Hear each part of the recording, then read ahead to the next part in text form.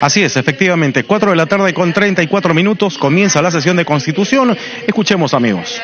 Marisol Espinosa Cruz, Richard Acuña Núñez, Gilbert Violeta López, Dino Costa Santolaya, Modesto Figueroa Minaya, Miguel Castro Grande, Héctor Becerril Rodríguez, Úrsula Letona Pereira, Lourdes Alcorta Suero, Francisco Villavicencio Cárdenas, Gilmer Trujillo Segarra, Nelly Cuadros Jandía, Milagros Takayama Jiménez, la licencia el congresista también Javier Velázquez Quesquén, Johnny Lescano Ancieta, y la licencia de los señores congresistas Miguel Ángel Torres Morales y Alberto Quintanilla Chacó. Contando con el quórum reglamentario, damos inicio a la tercera sesión extraordinaria de la Comisión de Constitución y Reglamento correspondiente al periodo anual de sesiones 2018-2019. Orden del día, exposición del presidente del Consejo de Ministros y del ministro de Justicia a efectos de sustentar el artículo 90, en especial del proyecto de ley 3185-2018, Poder Ejecutivo, referido a la composición del Parlamento Nacional. Damos la bienvenida al congresista Juan Cheput, al congresista Rolando Reategui. Señores congresistas, vamos a suspender por breve término la sesión a fin de recibir al señor presidente del Consejo de Ministros y al señor Vicente Ceballos Salinas, ministro de Justicia y Derechos Humanos. Muy bien, a las 4 de la tarde con 20 minutos, decíamos, llegó hasta Palacio Legislativo el presidente del Consejo de Ministros, lo hizo en compañía del titular de Justicia y Derechos Humanos, así que, y luego de recibir los honores respectivos en la puerta del Congreso de la República, se retiraron hacia la sala de embajadores, donde permanecen a la espera de poder ingresar precisamente aquí al hemiciclo principal del Congreso de la República. Lo ha dicho la presidenta de la Comisión de Constitución. La presentación del presidente del Consejo de Ministros y el ministro de Justicia y Derechos Humanos. Ellos básicamente van a sustentar el artículo 90 del proyecto de ley 3185-2018 referido a la composición del Parlamento Nacional. También se tiene previsto continuar con el debate del predictamen recaído en el proyecto de ley 3186-2018, mediante el cual se propone también reformar el artículo 35 de la Constitución Política para regular el financiamiento de las organizaciones políticas, y también continuar con el debate de varios dictámenes, entre ellos 1325, el 1678, el 1740, y en fin, son realmente varios los dictámenes, hay mucho por delante, mucho trabajo que hacer, y demanda mucho diálogo, concertación y consenso, precisamente aquí en el Parlamento, donde se viene a hablar, a conversar, a dialogar, a llegar a acuerdos. Y en esta oportunidad vamos a escuchar precisamente la exposición, como lo ha dicho la presidenta de esta comisión, Rosa María Bartra, el primer ministro César Villanueva. Y bueno, eso obedece a que se propone básicamente reformar la Constitución Política para restablecer la bicameralidad.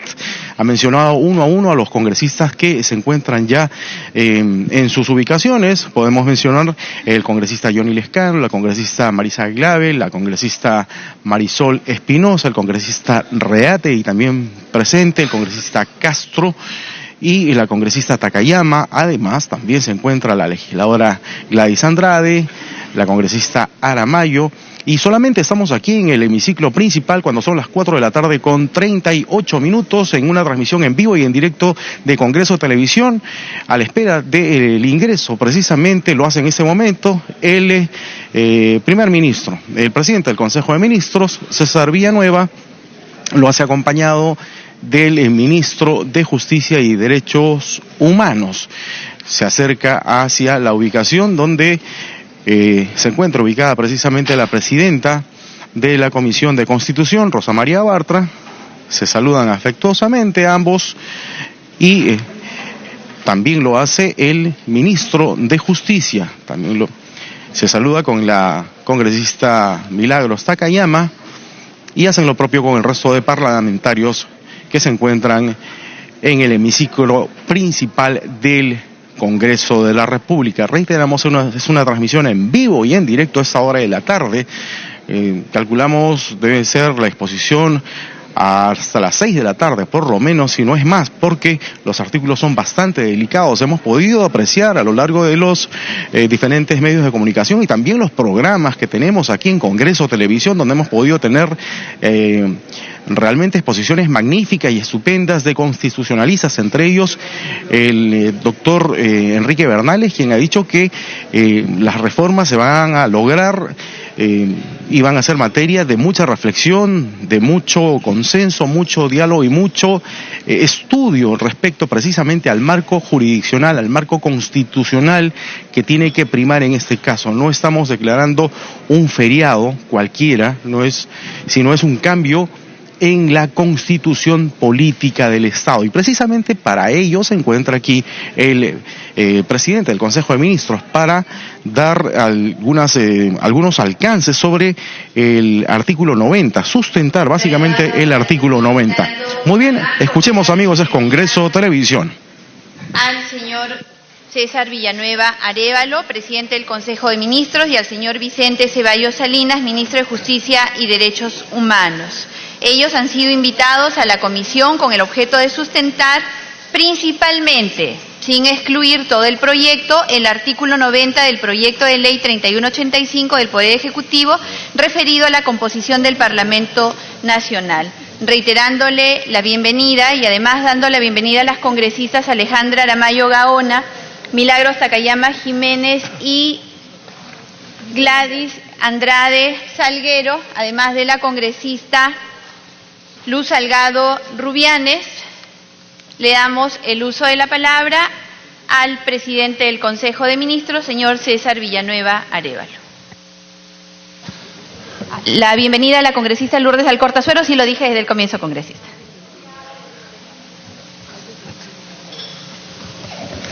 Muchas gracias, presidenta.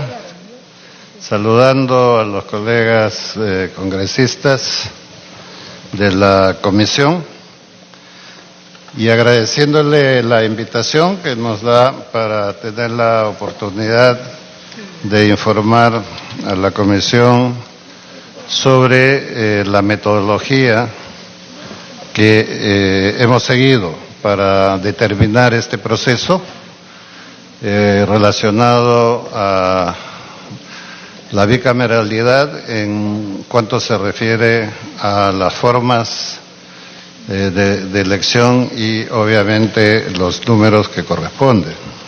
Pero lo más importante de ello es los criterios que hemos seguido para tal. Así que hoy día, conjuntamente con el ministro de Justicia, Vicente Ceballos, vamos a complementar la información y después de la exposición podemos ampliar las informaciones según el interés de cada congresista. Permítame, presidenta, antes de iniciar de manera concreta la presentación, expresar mi saludo al presidente del Congreso, Daniel Salaverry, por las recientes declaraciones donde reafirma el compromiso del Congreso en función a los plazos para trabajar estas propuestas hechas por el Ejecutivo. Reconocemos el gesto del presidente y de todos los congresistas. Muy bien. Quisiera, en primer lugar, pasarles un primer cuadro relacionado a los antecedentes, con una mirada muy rápida para señalar, digamos, una parte de la raíz y fundamentos de por qué presentamos una propuesta de estas características. Centralmente, y me parece importante remarcarlo, en función a que la Constitución del 79 básicamente señala con mucha claridad y con mucha lucidez que mientras se formaban las regiones, se hizo las elecciones para formar la Cámara de Senadores y Diputados mediante un sistema nacional. Y señalaba muy claramente que mientras se formaban las regiones. En el segundo cuadro podemos observar, Presidenta, congresistas, claramente de que quienes formaban la constituyente de ese momento. El segundo cuadro, por favor. Los constituyentes de ese momento señalaron con claridad una visión descentralista del país, una constitución que caminara hacia un proceso de la regionalización. Y es gente ilustre y connotados políticos de ese momento quienes empujaron una constitución de esta naturaleza. Quiere decir que desde el 79 ya había una visión clara de formar una constitución que vaya articulándose con los procesos que en el país se iba dando. Uno es el tema de la descentralización. Dos, es la historia de los movimientos internos, los movimientos migratorios al interior del país, que fueron dándole otra cara social a la que tenía hace 40 años. Por eso, el Perú hoy tiene una población más concentrada, con nuevas rutas de intercambio y mayor movilidad en el territorio. Desde el 2007 a la fecha, han crecido distritos de ciudades con más de 100.000 habitantes. De 64 pasaron a 81, un proceso de concentración.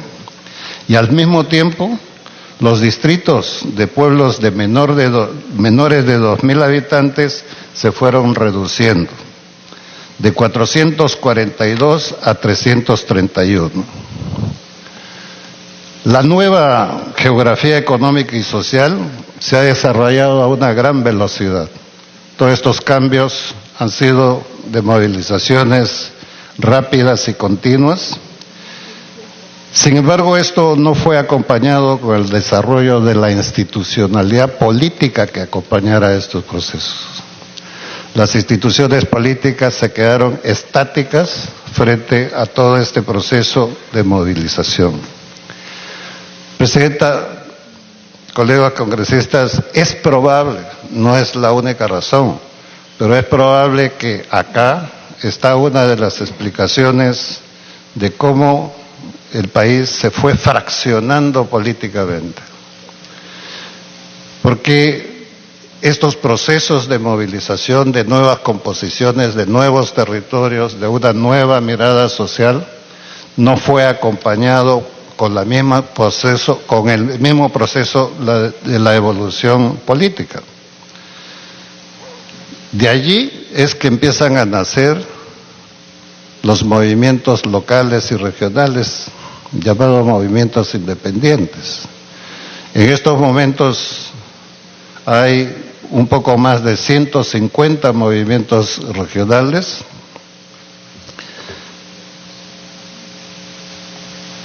Más de 150 movimientos regionales frente al número de partidos nacionales. Es la expresión de cómo los partidos nacionales no han ido acompañando estos procesos y por lo tanto muchos de estos movimientos no se han sentido representados por los partidos nacionales. Este reto es que estamos asumiendo en esta propuesta. Que no se hagan, como tradicionalmente se ha querido hacer aparecer, cuerdas separadas entre lo político, lo económico. Ha habido mucho interés de dejar separado la economía de lo político, señalando que lo político frenaba lo económico. Y la historia nos demuestra que no es así. Hay la necesidad de ir en conjunto, no por cuerdas separadas. Pero a esta relación política-economía ha ido creciendo cada vez más y ahora es casi una exigencia normal en todos los desarrollos el tema de la territorialidad.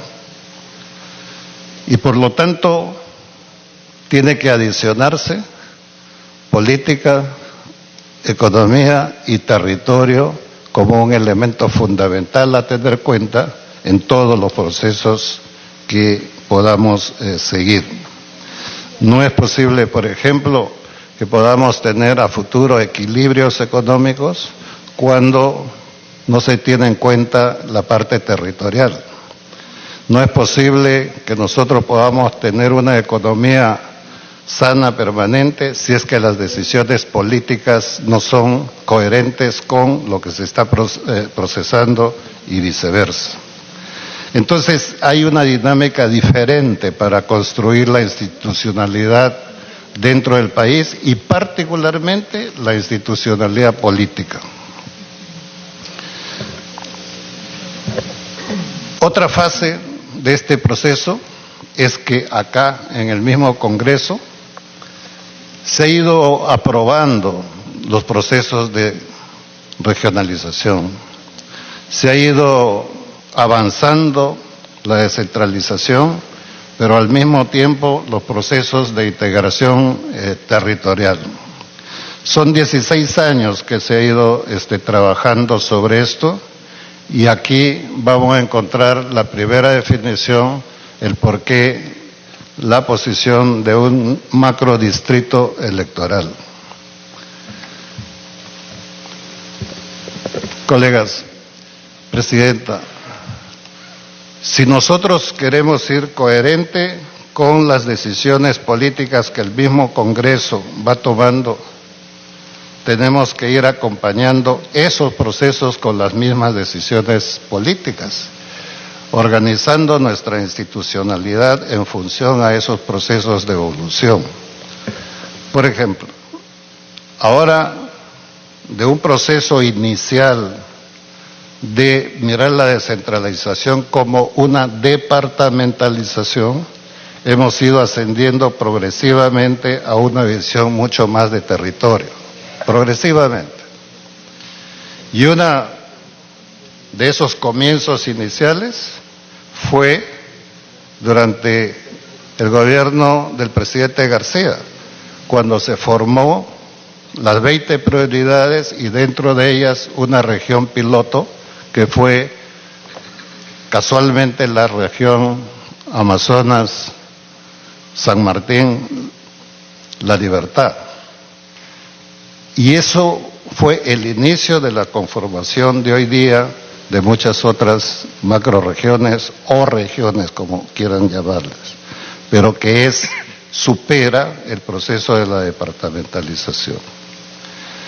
Si nosotros queremos armar esto coherentemente en el país como lo queremos, si nosotros estamos buscando mecanismos de modernización del Estado como lo queremos, si aspiramos con pasión, porque acá mismo tenemos una comisión que acompaña los esfuerzos del Ejecutivo de ingresar a la OECD, que es la reunión de países de buen gobierno, y uno de los pilares en ese proceso es el tema de la descentralización. Entonces, si nosotros estamos en esa dirección con leyes que aparentemente ahora son sueltas, creando estas macrorregiones, pero que tenemos luego que volverlas a articular dentro ya de un marco, de un contexto nacional. Entonces, un macro distrito electoral es una agrupación de departamentos con características afines, vinculadas a su cultura, desarrollo, crecimiento económico, entre otros indicadores, además de estar conectados entre sí. Los macrodistritos comparten a su vez desafíos comunes, problemáticas que pueden resolver de mejor modo si se propicia estas relaciones interdepartamentales o de macrorregión, y al mismo tiempo una visión electoral. De esa manera empezaríamos a ascender de los pequeños cacicazgos regionales para pasar progresivamente a una visión más territorial en el país. Por estas consideraciones, entonces, nosotros, más allá de los detalles que más adelante vamos a poder alcanzarles, hemos formado 6 macrorregiones o 6 macrodistritos. Estos 6 macrodistritos, por ejemplo, el de Amazonía. El de Amazonía es un territorio formado por distintas regiones amazónicas, pero que comparten objetivos comunes, que comparten características comunes, culturas comunes. Por lo tanto, hay la necesidad de fortalecer estas organizaciones. Los macrodistritos, entonces, son la manera de ir afianzando estas columnas centrales de una construcción de un edificio nacional descentralizado, pero al mismo tiempo integrado. Y cuando hablamos de macrodistrito electoral, queremos responder a que en cada una de estos departamentos que conforman estos pequeños conglomerados hay una representación política. Por ejemplo, cuando hablamos de senadores, en cualquiera de las 6 macrodistritos vamos a encontrar un senador por cada uno de los departamentos que conforman esto. Pero la diferencia va a estar que una elección que antes que sea un distrito nacional, cuando es un distrito macrodistrito electoral, es la articulación de estas regiones, el pensamiento conjunto de los senadores para ir construyendo este país desde una visión regional. Eso es fundamental. Ahora todavía no hemos logrado eso, porque las piezas con las que hemos ido construyendo este país han sido separadas, han sido divorciadas a veces entre uno y otro, y ahora lo que se trata es de construir eso. Si a eso acompañamos entonces la evolución política de los partidos, entonces tendremos partidos verdaderamente con bases macrorregionales, pero de un nivel absolutamente nacional. En el cuadro siguiente, nosotros podemos mostrar el número no solamente de los macrodistritos, sino las regiones que las componen. Y acá quiero decir, nunca cada región que se forma ahora es tan estática que por la propia dinámica del desarrollo no sufra movilizaciones. Eso es lo que ha pasado con Lima.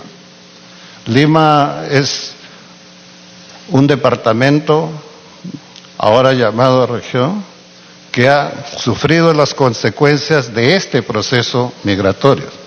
Y ha habido una concentración extraordinaria, compleja y especial.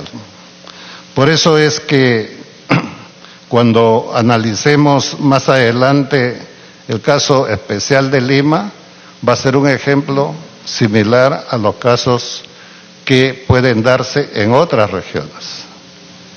Por ejemplo, el caso del BRAE.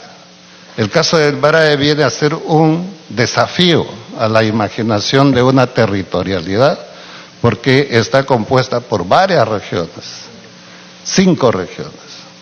Pero las 5 regiones no se sienten parte de esta región del BRAE. Es de todos, pero de nadie. Entonces necesitamos repensar nuevamente la institucionalidad representativa de estos territorios.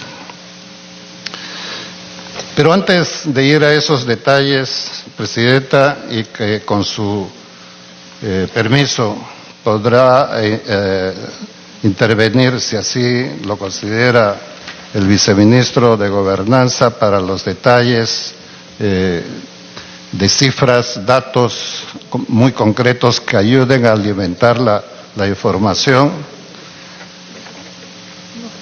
Pasemos al tema de los microdistritos electorales, que también es otra cosa nueva.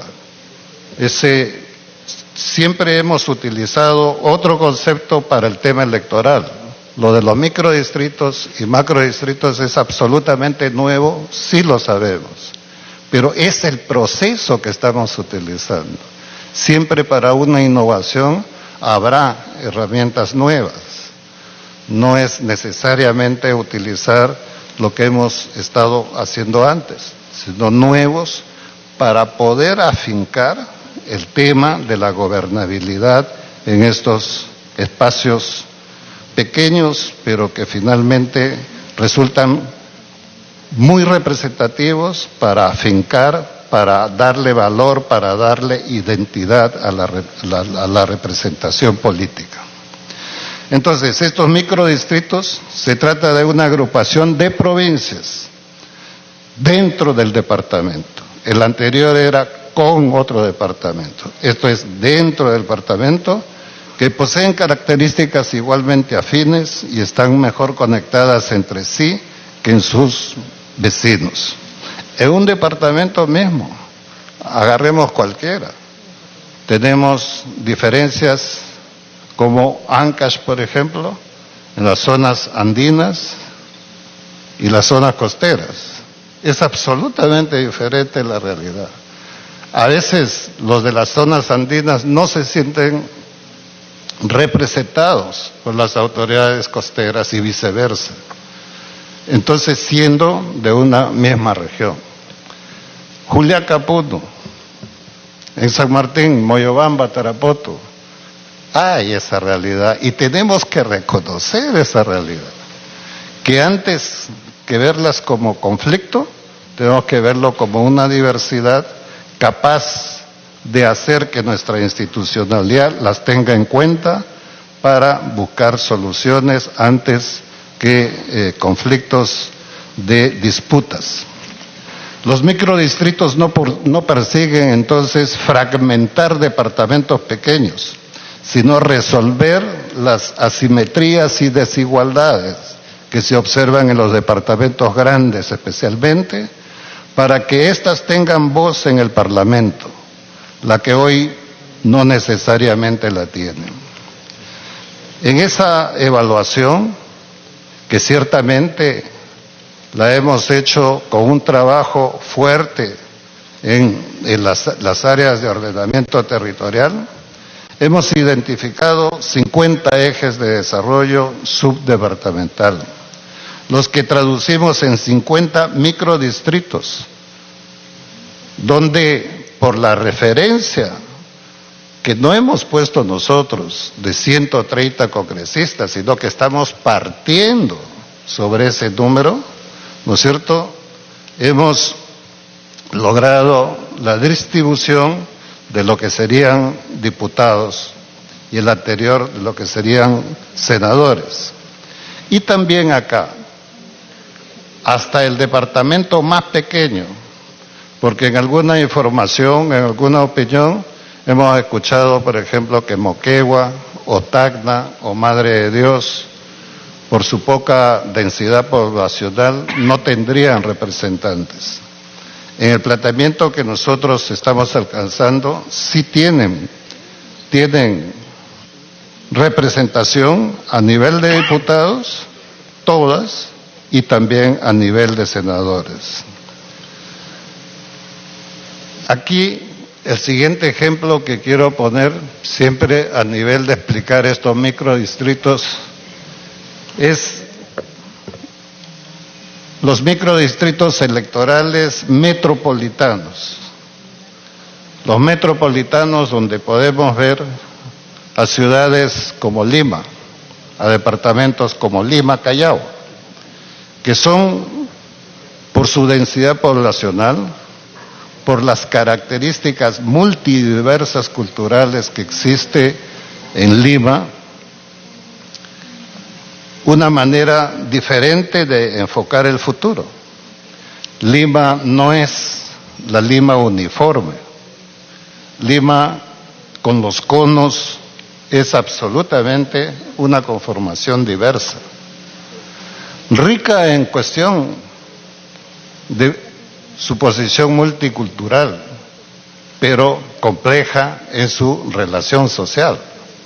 Entonces, lejos de perdonen la redundancia, lejos de distanciarse más de esa población, tenemos que acercarla más a vivir una representación, a tener una representación. Lima y Callao entonces constituyen un área metropolitana continua, aunque internamente muy diversa. Lima Norte, San Juan del Lurigancho, El Callao, Lima Sur, etc. La representación actual de Lima y Callao no responde a este sustento territorial ni expresa esa diversidad. Nuestra propuesta mejora la calidad de representación en Lima porque agrupa distritos afines y les otorga representación política. San Juan del Lurigancho, para poner un ejemplo, tiene una población 2 veces más grande que la región de San Martín Sola, o de Moquegua, o de Tacna, pero no tiene una representación propia, no tiene al vecino cercano, tiene los congresistas elegidos por Lima, pero no es tan cercana una relación del vecindario y es parte de eso. De esta forma es que proponemos entonces crear para el distrito metropolitano Lima Norte, Lima Este, Lima Centro, Lima Centro Sur, Lima Sur, San Juan del Lurigancho y El Callao. Y así mejoraríamos un poco la racionalidad de la representación en Lima mismo.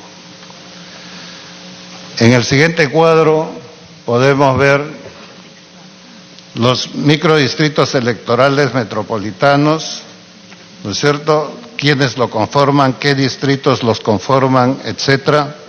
Y entonces, cuanto más cercano tenemos a la población y sus representantes, más coherencia, más cohesión política y de respuesta social vamos a tener.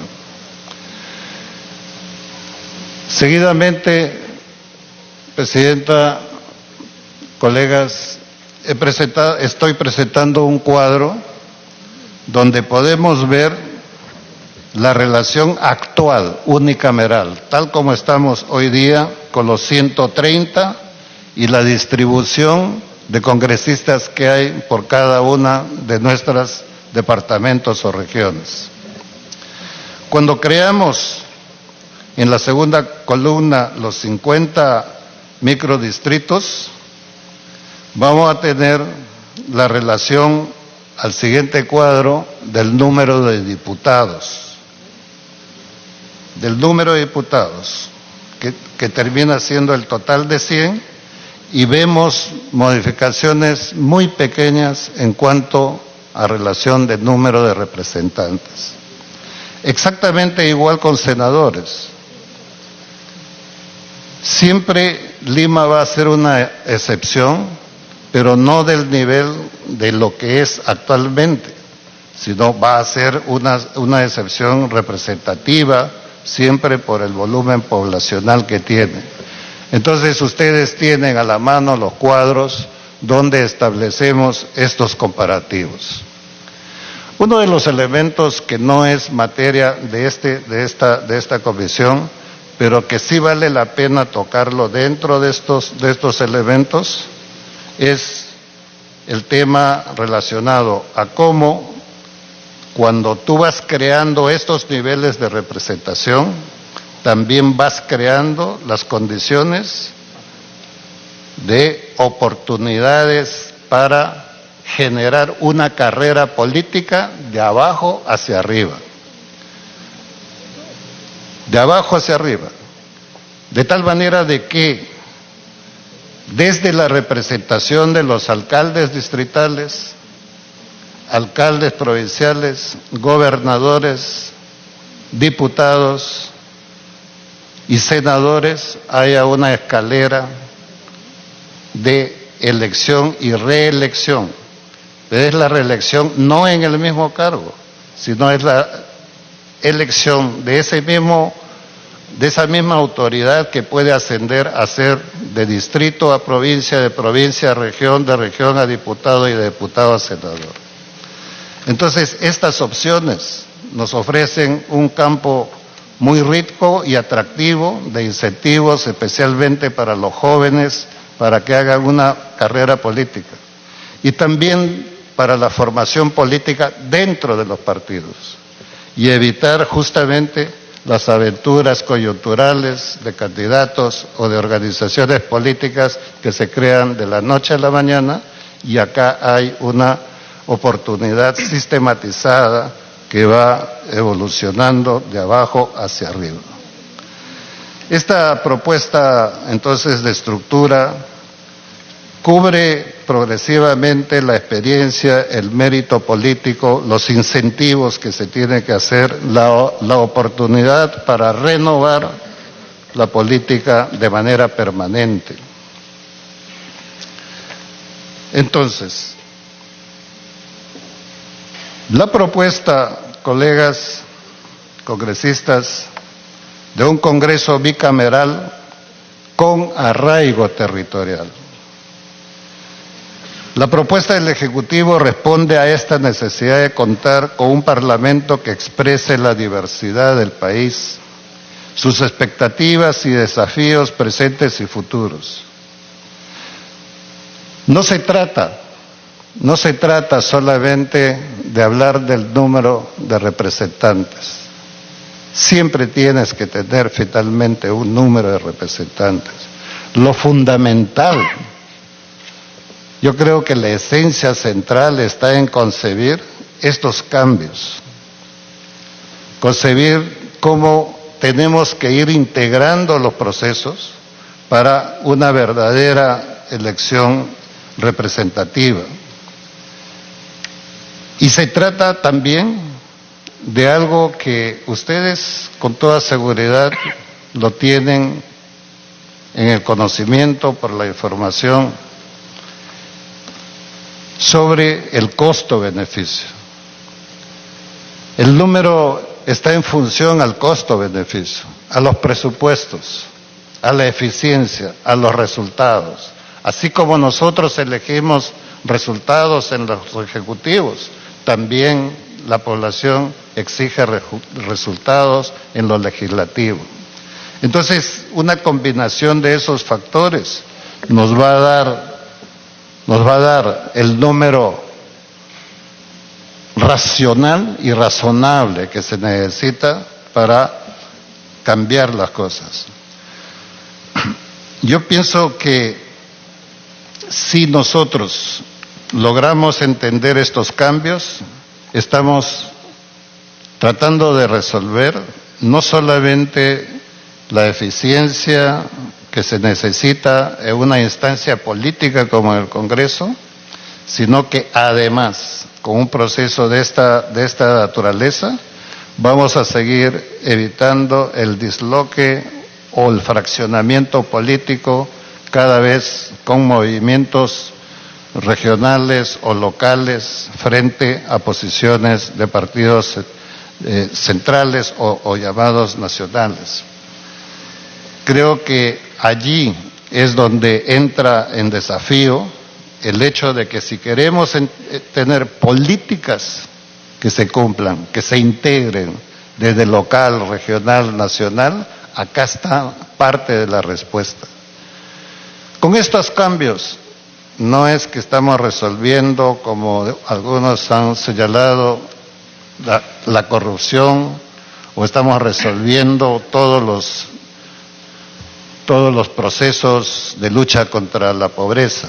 Estamos armando a un país para que sea más creíble, más predecible, para que sea un país donde se pueda planificar, para que sea un país donde las reformas empiezan, pero tienen continuidad permanente. No hay una posibilidad de tener reformas solamente pensando entre nosotros. Tiene que ser una reforma pensando con la gente y para la gente. Por eso es la necesidad de integrar progresivamente, sistemáticamente, a la población a través de estos mecanismos que hemos ido presentando. Colegas, así como hay personajes ilustres de la política que han marcado esta ruta, pero que nosotros en conjunto nos hemos demorado de ir implementando y sistematizando estos procesos, también tenemos gente actual de gran valor como Richard Webb, que habla claramente sobre esta manera de representación.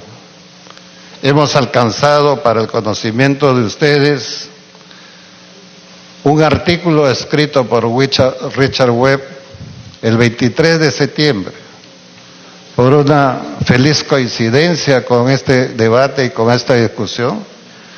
Ustedes conocen la valía de Richard Webb, donde dice: para definir al representante ideal es necesario tener una idea precisa de la cara del representado, el peruano y el Perú del 2018. El punto de partida para un cambio en las normas de la representación política, entonces, debe ser una foto actualizada del peruano actual. Lo que nos está diciendo es: hay la necesidad de incorporar a aquellos que no están participando y no se sienten integrados. Y por eso, mucho más que nosotros cambiar la realidad con una ley, es adaptar la ley en función a esa realidad. Presidenta, si con su permiso podemos ampliar alguna información a través del viceministro, de que complemente con unos datos adicionales, le pido su autorización para una breve explicación sobre las bases de la metodología que hemos seguido para presentarles hoy día esta propuesta. Sí, gracias, señor presidente del Consejo de Ministros. En realidad la agenda es larga y yo creo que va a tener todo el espacio para hacer uso de la palabra en caso sea necesario por parte de las preguntas de los señores congresistas. Más bien podríamos darle paso a su ministro y yo creo que en el desarrollo de la sesión y con las preguntas que se dan perfectamente puede ampliar todos aquellos conceptos que haya traído para compartir. Le agradezco, presidenta.